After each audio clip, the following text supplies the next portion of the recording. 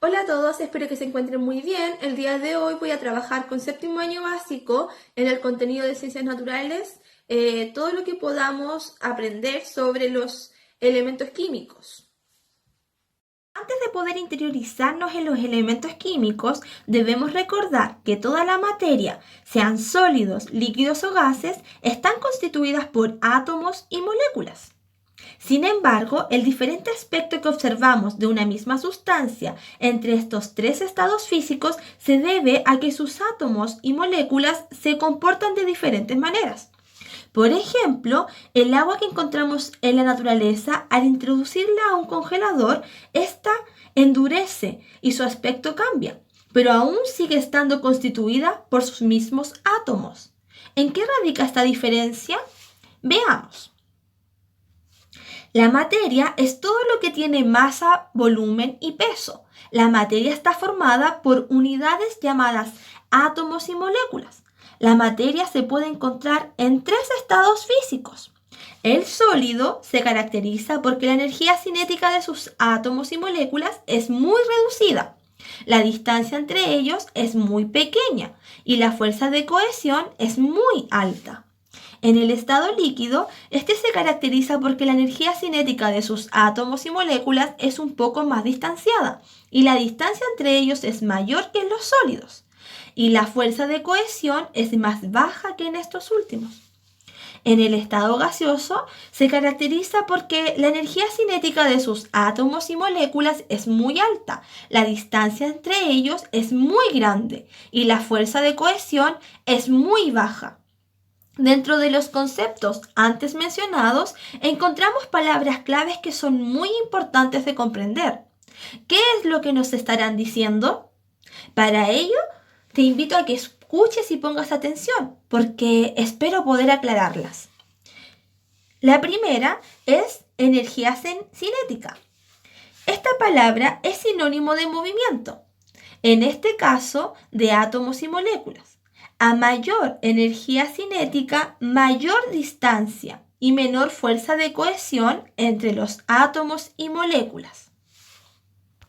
Distancia molecular o intramolecular es la distancia de separación que existe entre una molécula y otra o entre un átomo y otro. A mayor distancia intraatómica o intramolecular, mayor energía cinética y menor fuerza de cohesión. Ahora, ¿qué es fuerza de cohesión? Es el grado de unión que se verifica entre átomos y moléculas. A mayor fuerza de cohesión, menor energía cinética y menor distancia entre los átomos y moléculas. Átomo, ¿qué será?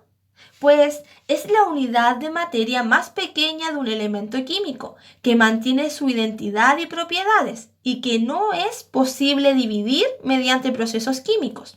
Está compuesto por un electrón que posee carga negativa, por un protón que posee carga positiva y un neutrón que es su carga neutra. Además, este tiene un núcleo atómico en el que se concentra casi toda su masa. ¿Qué será una molécula? Es una estructura que resulta de la unión de dos o más átomos iguales o diferentes. Por ejemplo, pon mucha atención. La molécula de oxígeno, que la conocemos como O2, está formada por dos átomos de oxígeno. Por eso es que dice 2 y la letra O, ¿no es cierto?, que es el elemento químico oxígeno. La molécula de agua o H2O está formada por dos átomos de hidrógeno y un átomo de oxígeno. Ahora bien, es muy importante tener muy claro dos conceptos elementales para poder trabajar en esta unidad. Estos son elemento químico y compuesto químico. El elemento químico hace referencia a una clase de átomos, todos ellos con el mismo número de protones en su núcleo, aunque por tradición se puede definir elemento químico aquella sustancia que no puede ser descompuesta mediante una reacción química en otras más simples. Algunos ejemplos de esta son el hidrógeno, carbono y oxígeno. En la naturaleza se han encontrado más de 118 elementos y todos ellos los podemos ver clasificados en la tabla periódica de los elementos. Ahora bien, un compuesto químico es una sustancia formada por la unión de dos o más elementos de la tabla periódica. Una característica esencial es que tiene una fórmula química. Por ejemplo, el agua es un compuesto formado por hidrógeno y oxígeno en la razón de 2:1, H2O. En la naturaleza y en la vida diaria nos encontramos constantemente con fenómenos físicos y químicos. Por ejemplo, un fenómeno físico es aquel que ocurre sin que haya transformación de la materia involucrada. En otras palabras, cuando se conserva la sustancia original. Por ejemplo, al romper un papel, como pueden ver en estas imágenes, tenemos el papel, ¿no es cierto? Después la persona está rompiéndolo y quedan después pedacitos o trocitos de papel. Sí, cambia su forma, pero la sustancia se mantiene, ya que sigue siendo un papel. Eso es un cambio físico. En cambio, un fenómeno químico es aquel que al ocurrir tiene como resultado una transformación de la materia. En otras palabras, cuando no se conserva la sustancia original. Por ejemplo, al quemar un papel. Aquí estamos viendo, ¿no es cierto?, el papel completo, después cuando se empieza a quemar el papel y después cuando ya vemos las cenizas. Aquí ocurre un cambio físico o un fenómeno físico, ya que su sustancia original ha cambiado y ya no es papel, sino que ahora es ceniza. Luego de todo lo que hemos estudiado, ¿podremos saber qué es una reacción química? Pues averigüémoslo.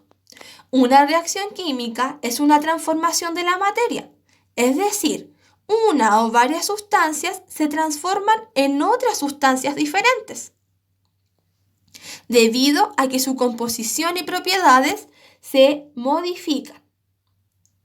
¿Ven? Aquí vemos a los reactivos con los productos que dan sentido a una reacción química al combinarse.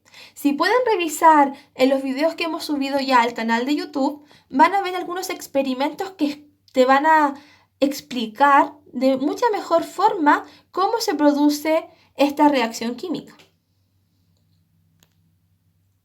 ¿Te has puesto a pensar que el planeta Tierra está formado por una serie de sustancias que se unen, se mezclan y se combinan para formar esa gran gama de materiales que se encuentran en los 3 estados de la materia y forman las diferentes capas de la Tierra? La geósfera, que es la sólida, la hidrosfera, que es la líquida, y atmósfera, que es la gaseosa. Todas permanecen en constante agitación, existiendo transferencia de materia entre ellas y absorbiendo parte de la energía radiante que llega del Sol.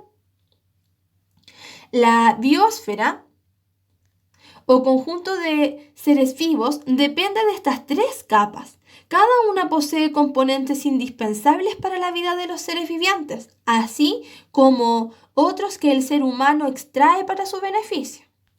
Ejemplos: la materia prima como el petróleo, el carbón, sal, agua, entre otros, con los que se transforman en muchos otros elementos como jabón, automóviles, papel, etc. Por otra parte, pensamos que el ser humano emplea casi todos los tipos de materia que existen en la Tierra.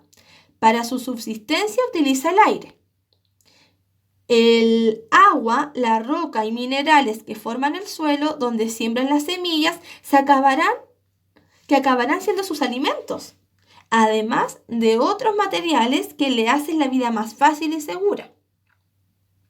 Bueno, chicos, yo sé que en las guías de aprendizaje que ustedes tienen en su poder también van incluidos distintos experimentos.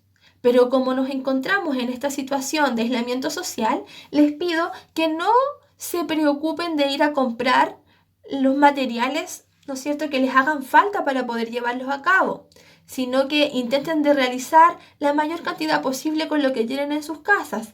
Y por favor, siempre que necesiten ayuda de una persona adulta, pídanla, y siempre que realicen estos experimentos debe ser con la autorización de algún adulto responsable. Ahora con estos contenidos que les expliqué anteriormente, espero que puedan realizar con mejor facilidad sus guías de aprendizaje. Y recuerden que en algunas de las preguntas que van a encontrar en la guía también puede que necesiten una tabla periódica.